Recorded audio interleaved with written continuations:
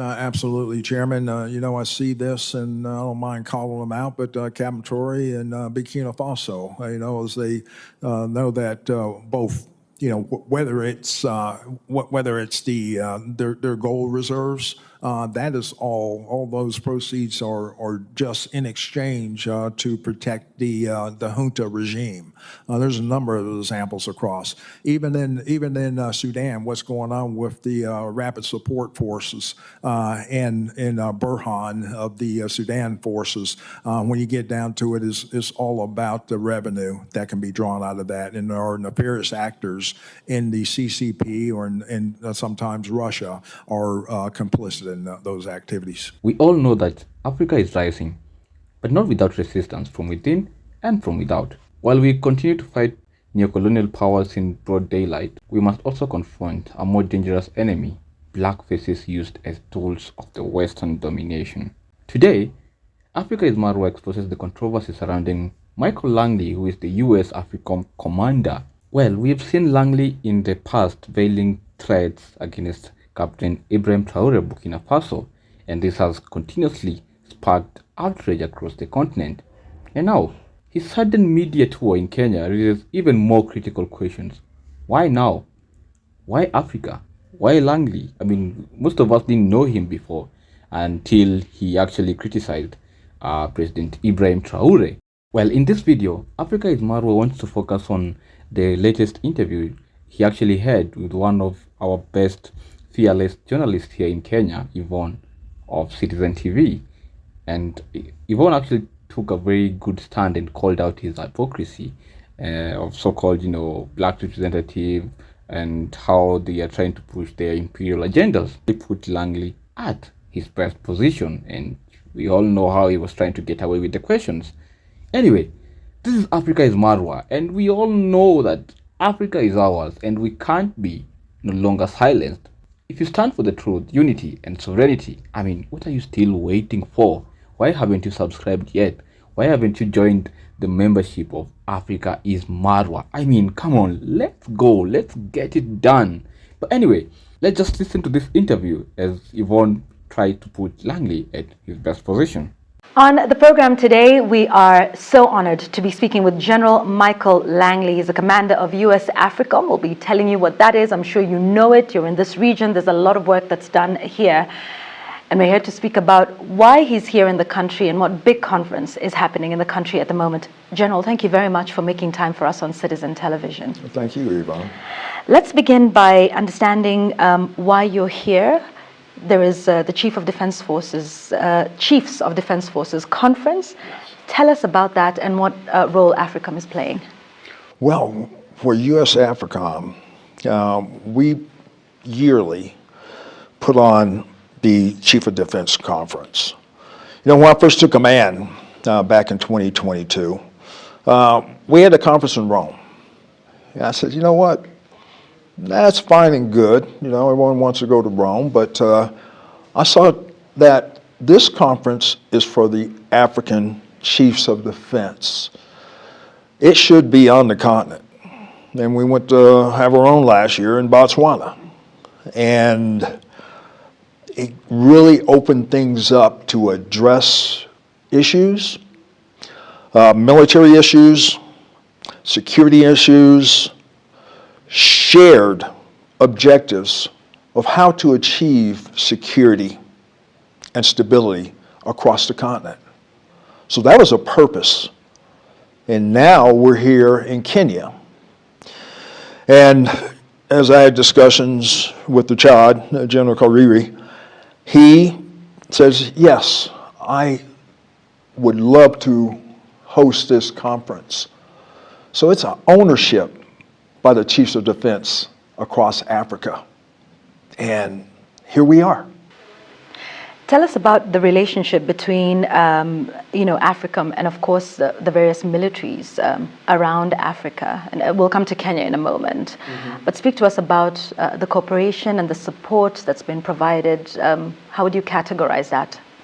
Oh, wow. It's broad and wide as far as our engagement with the militaries across the continent, across the regions from North Africa to Southern Africa, East and West. We deepen our partnerships with various countries and their militaries to build towards what we see first as security comes first.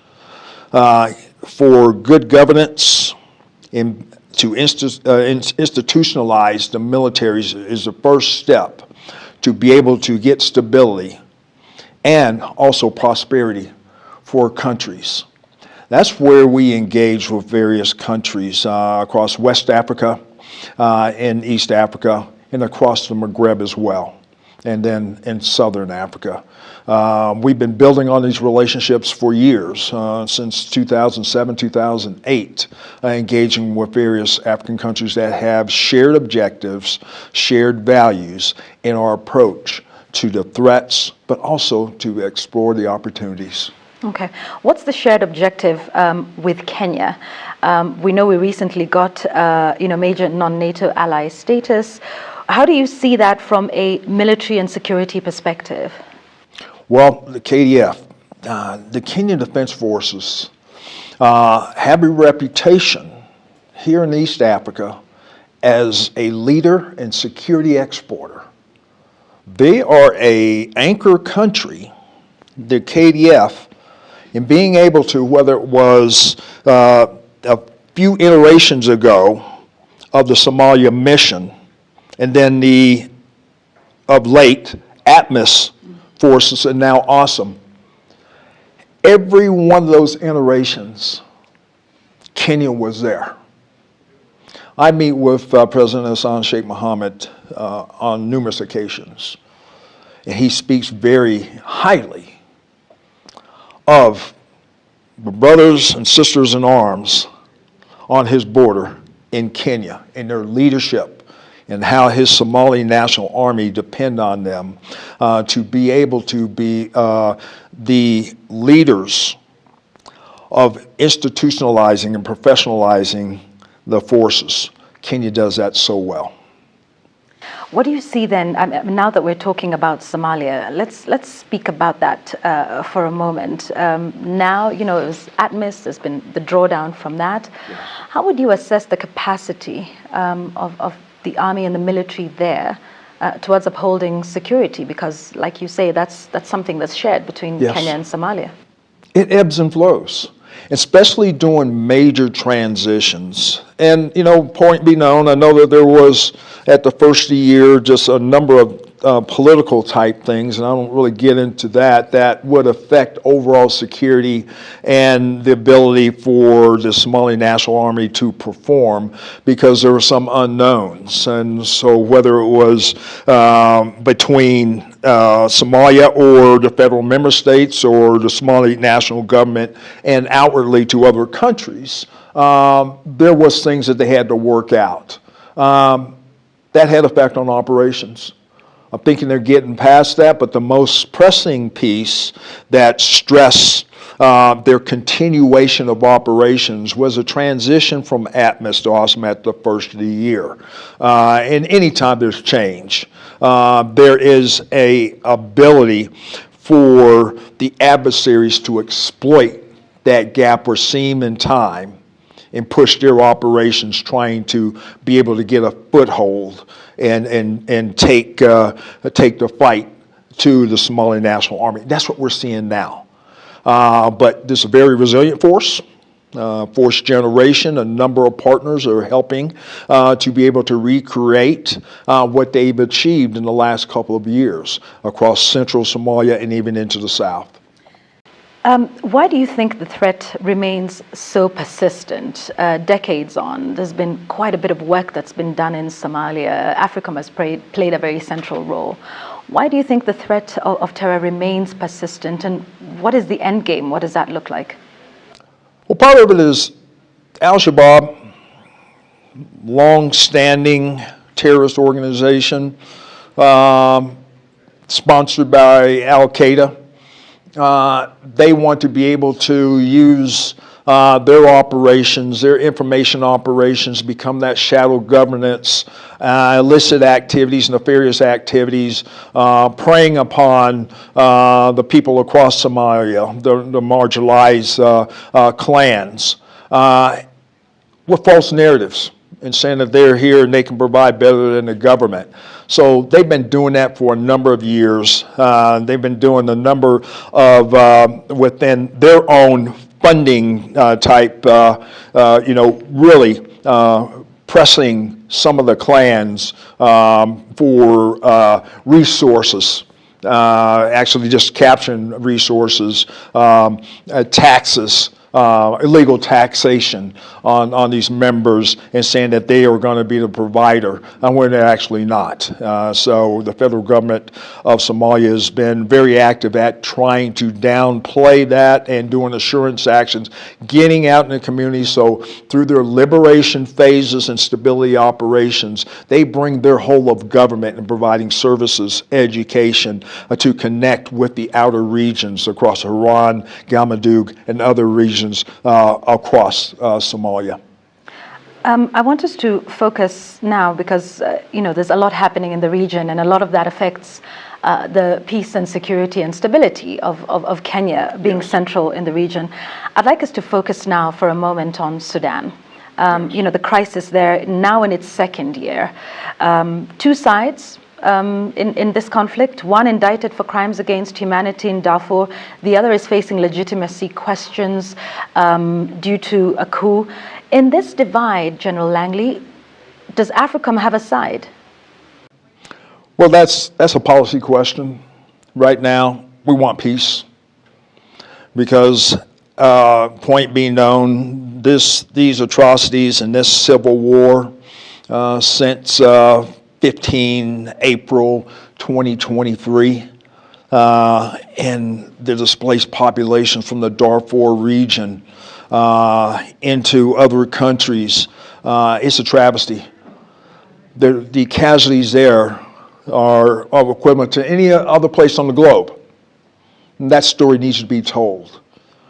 Burhan and Hemeti going at it, two warlords that actually was a coup within itself.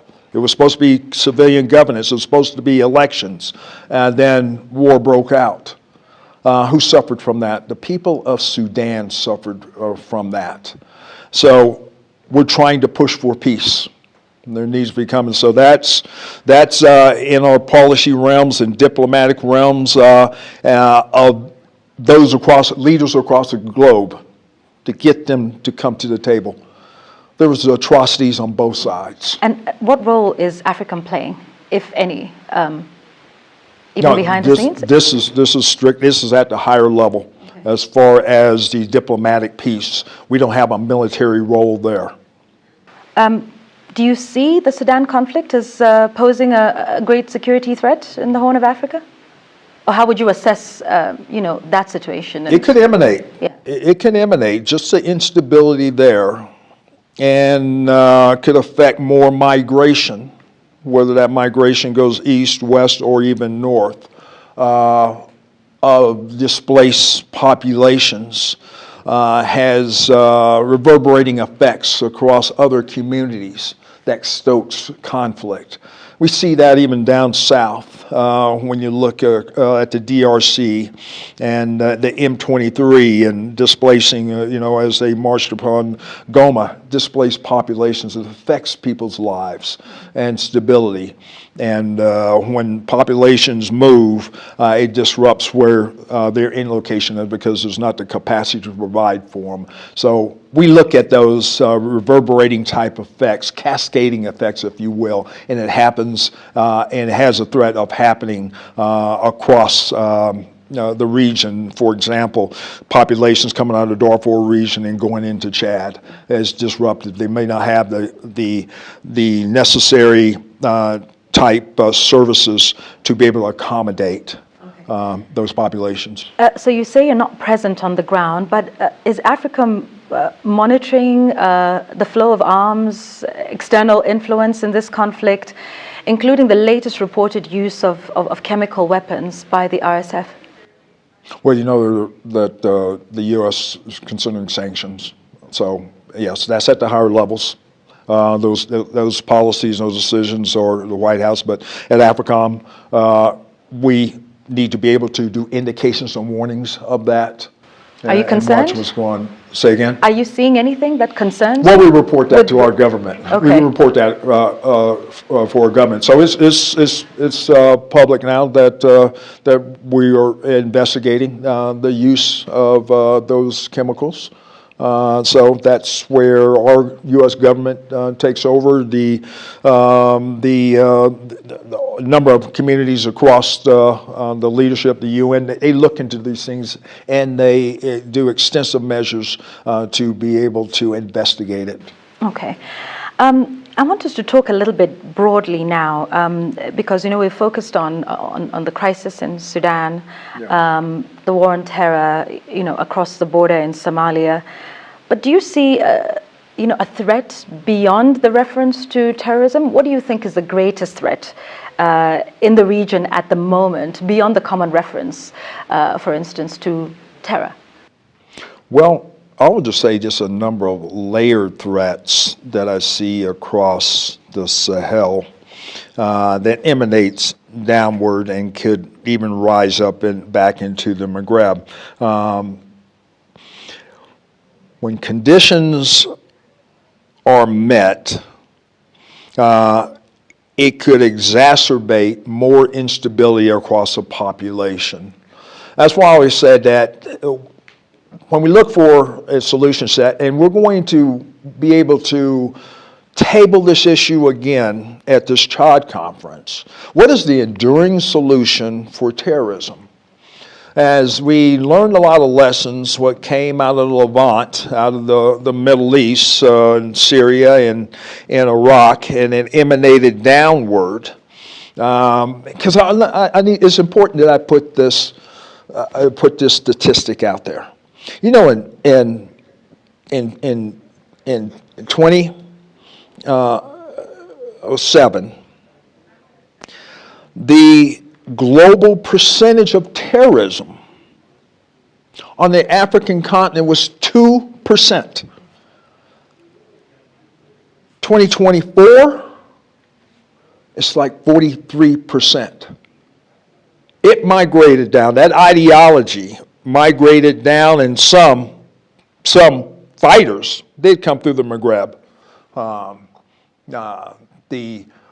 Just a number of things, the Arab Spring, and the Libya downfall, but that narrative came down into the Sahel.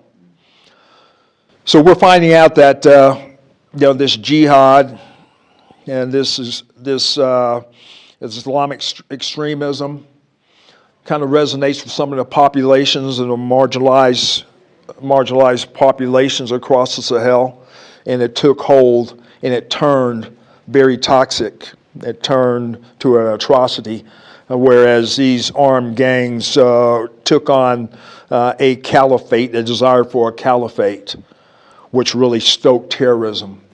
So how do these countries meet this? There's a number of ways. None are modeling a simulation. This is not just kinetics. It's not just being able to have offensive operations to clear.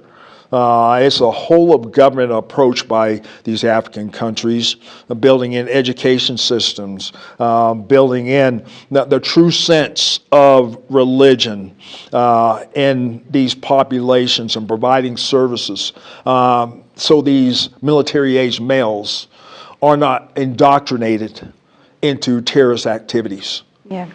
Is that a change of approach, I think, with AFRICOM? Because we've heard of a move towards, perhaps from the whole government approach that you speak to what I've heard termed as burden sharing. Is there a change? Yes, it is moving to burden sharing.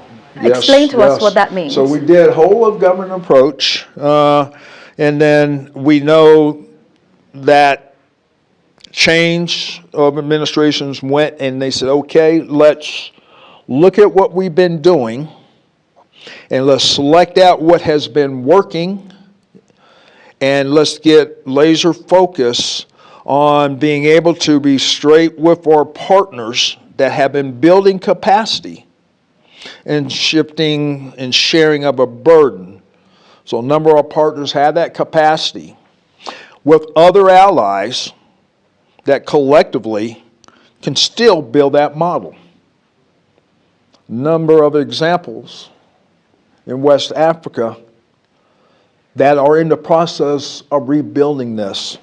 But the model is effective when you take into account of the whole community that's been affected by terrorism. So it's them taking that up for themselves. What does that look like, perhaps more specifically? Because it's been... We'll see. Yeah. I mean, what's the rollout plan They understand, for that? yes. I met with a number of ministers of defense and some presidents and chiefs of defense. And I said, hey, there's a change of our approach. We're going to help you where we can. We do have different priorities, but we're still here for you. We still want you to lead it because you understand your consequences better than anyone. We don't prescript anything in AFRICOM. When I go and I call it a campaign of learning. And people thought, yeah, he's doing a campaign of learning in his first year of AFRICOM. No, I've been doing a campaign of learning throughout. When I sit down with MODs, chiefs of defense or presidents, I learn from them. I learn from them. They tell me what their approach is to terrorism. And I figure out, and they tell me how AFRICOM can help. All right, so it's about countries perhaps taking up their own autonomy. General, let's talk about countries taking on their own autonomy. You are on African soil, not for the first time, but this would be a good moment to ask about one of the countries that has taken its own autonomy, and that's Burkina Faso. Your remarks recently at the Senate seem to suggest that he's diverting, that's General Traoré, is diverting its 4 billion gold reserves to sustain his military rule rather than for public welfare. These remarks sparked widespread condemnation across the continent. What did you mean by that statement? Let me speak to Burkina Faso's sovereignty. They maintain their sovereignty. They make their decisions how they use their resources.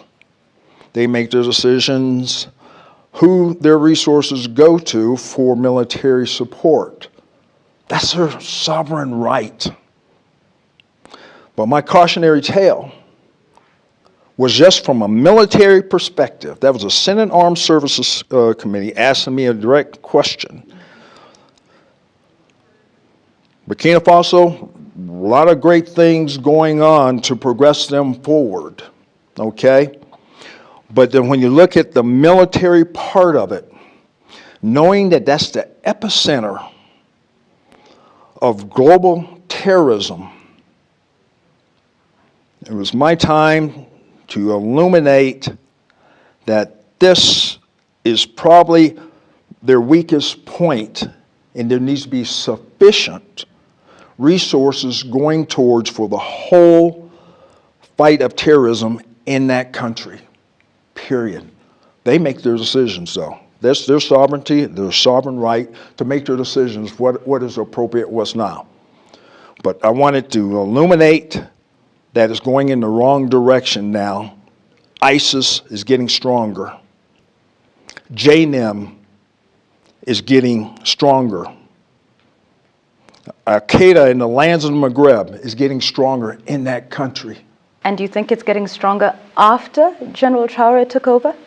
It has. Just look at the numbers of attacks. It really has, since 2022. I've been tracking this since I took command. So, no ill will towards him, but the decisions is their own.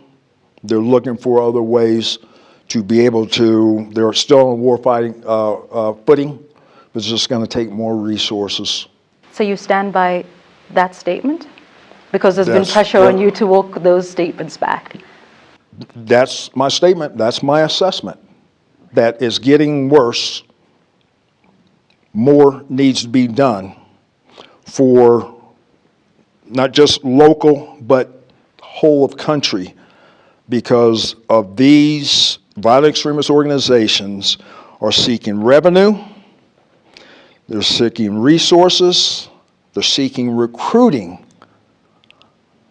from the Burkinabe people, and they're seeking refuge within their country. That threatens their sovereignty. And that threatens America's interest? Say again? Does that then threaten America's interests? Yes, thank you for asking that. Because especially ISIS,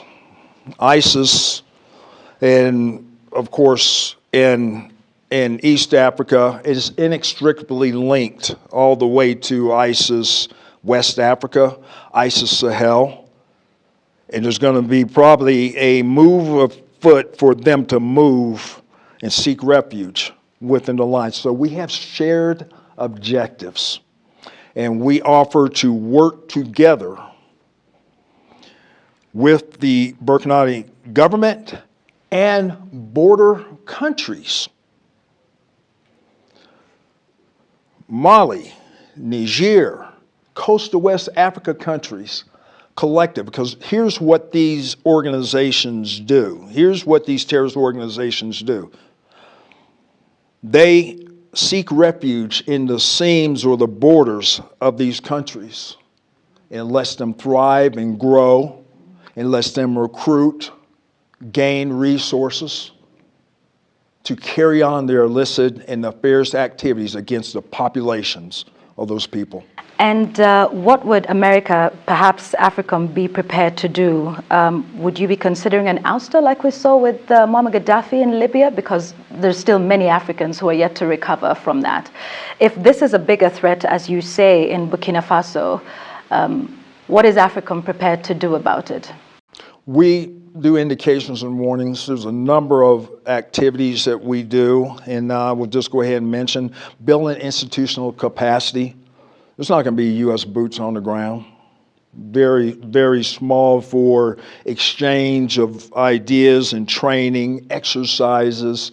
Over time, that builds institutional capacity and capability in these armies. There, AFRICOM, we are working towards a burden sharing and a burden shift for their independent operations. That's our goal. We have the shared objectives because these same terrorist groups can threaten our homeland. So we're in concert. I was just an African Lion over in Morocco. A number of countries working together to be able to Is Burkina Faso invited here today for this conference? Yes. Yes.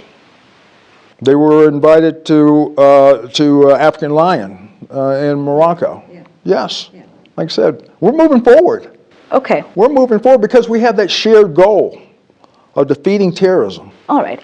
Speaking of that, because the reaction out of the statements that you made about Burkina Faso were several African leaders feeling you are speaking on sovereignty issues that America shouldn't be. And as a result, there are those who see the role of Africa as less of a partner in, the war against, shared threats, as you mentioned, and more of a protector of Western or American economic interests that allows access to Africa's vast mineral resources, and as more of a paternalistic relationship than one of respect amongst peers. What would you respond to that? I respond that there's others on the globe that do that. There's others on the globe that Like do who? that. I'm not even bring it up. We should have even already know. Okay, but I'm going to even bring that up. Okay. We respect the sovereignty. We respect their decisions. We respect their decisions of who they choose as a security partner. And then we measure the common denominator that's keeping these countries across the Sahel from progressing forward. In 2050, the largest workforce on the globe is going to come out of the continent of Africa. The youth need hope. They need peace and stability so they can hit their potentials. That's a long-range goal of AFRICOM, as we look to help these countries set those conditions for stability and security so prosperity can be presented to all the populations and the youth. Pan-Africanism is real and it's strong, and there's an opportunity to come up on the global stage, and this continent can do it. That's what we really envision. So you're not concerned about China and Russia expanding their military and economic influence across the continent? We are concerned about it, yes. What about it concerns you? Well, their influence. Their influence may not be looked upon as being a positive influence. For who? For America or for Africa?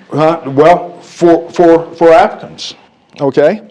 And then, so Americans have that in mind, that for the African people and across all countries, be able to hit their maximum potential and independence and sovereignty and also freedoms by rules-based international order, being able to get on the global stage and take a leadership role and provide for the people in peace and stability.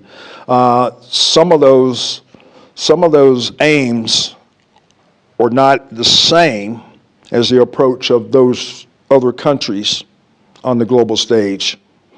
So that's my perspective. Do you have a counter strategy? Do we have a counter strategy as far as to China, Russia, their presence, because you say it doesn't align with the shared values? Well, what we watch is the continent of Africa does not need to be militarized, let's put it that way. Does not need to be militarized. And so we watch, as far as security agreements and what does it mean? Is it really for the stability to fight the threats of a African country, or is it for them and their ability to establish a global hegemon of basis? That's what concerns us. We'll have to leave it there for now. Thank you very much. Right. General Michael Langley. Thank you you very much for speaking with us on Citizen Television. We appreciate your time. Well, did you hear that? Did you see the coded language? I mean, did you get any veiled warnings? Any diplomatic smokescreen? Well, Africans, it is time we stop pretending that AFRICOM's presence in Africa is neutral or benevolent. I mean, we've seen what they've been doing, especially now that they're trying to send Michael Langley, and you've seen his word. They're not just PR. They are part of the bigger plan to maintain Western grip on Africa, even if it means turning Africans against fellow Africans. And this is what they're good at. They always try sending one black man and then try to start bringing such conversation, and then they sell us out. Anyway, to every African and to every black out there who is used as a tool for oppression, Africans are watching, the people are watching, and we won't allow that history to repeat itself. Please let me know in the comment section what you think. Do you think AFRICOM serves Africans' interest, or it's just America's control? Also, don't forget to subscribe to Africaismarwa, and also we have our membership. I mean, what are you still waiting for to join Africaismarwa's membership? I mean, if you value the true Pan-Africanicity, then you should have already have subscribed and joined the membership. But anyway, this comes to an end, and I'm hoping to see you in our next video. Bye bye.